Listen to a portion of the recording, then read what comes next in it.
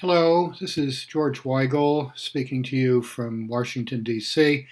Very sorry I can't be in London to help you mark the centenary of the birth of Pope St. John Paul II, but I'm happy for the invitation to meet with you briefly this way.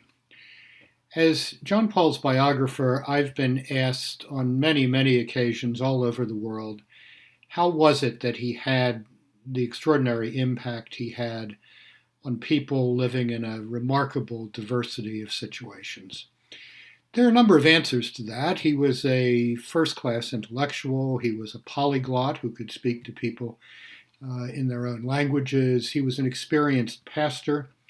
He was a shrewd operator on the political scene and on the world stage.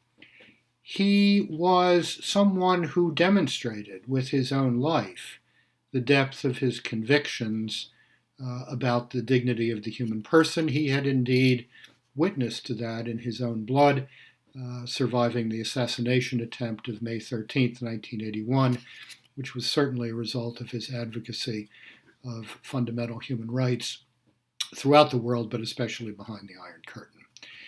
But when I think now, 15 years after his holy death, of the enduring legacy of John Paul II, I think of two things. I think, first of all, of his insistence that we as human beings are greater than we often imagine we are or can be. Late modernity and post-modernity have a tendency to dumb everything down, to tell us that we're basically twitching bundles of desires, the satisfaction of which, the immediate satisfaction of which, is the meaning of human rights. John Paul II thought we were greater than that. John Paul II understood that freedom to be lived nobly and in a mature way had to be tethered to truth and ordered to goodness. John Paul II was the Pope of freedom for excellence, not the Pope of freedom misunderstood as simply, I did it my way. And the second enduring part of his legacy, I think, was his understanding that this nobler concept of freedom was essential for the future of the free society throughout the world.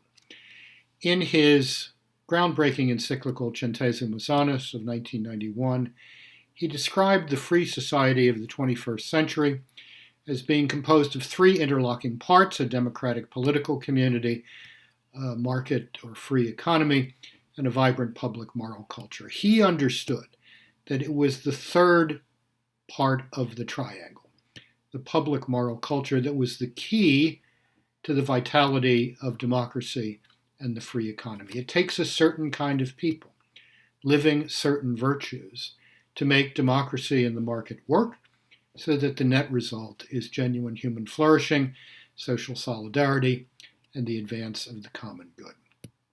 So those are two elements of the legacy of John Paul II that I think are very, very appropriate to ponder on this centenary at this moment in world history.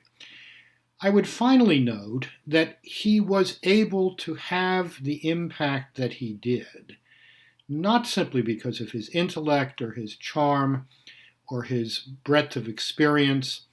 He was able to have the impact that he did because he was a radically converted Christian disciple who believed in the depth of his being that Jesus Christ, crucified and risen, Jesus Christ is the answer to the question that is every human life. That is what he proclaimed on October 22nd, 1978, in that marvelous inaugural homily. That's why he could say and mean and live, be not afraid. Be not afraid. That radical discipleship opened him up to dialogue, to conversation with others.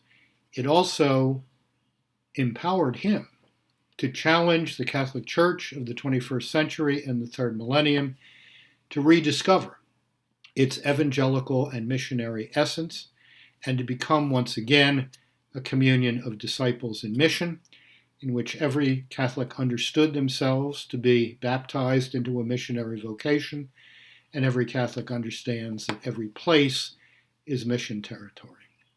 John Paul II was an extraordinary figure. It's most important now, I think, not to look backwards at him, but to look forward into the future through lenses ground by his teaching, his example, to try to look into the future through his eyes. If we do that, we will find resources, spiritual, intellectual, political, economic, to do what he said he hoped the third millennium would become, a springtime of the human spirit. That's what he called for at the United Nations in 1995. That's his enduring challenge to us. Let us take that up as the best possible way to honor him on this centenary. Thank you.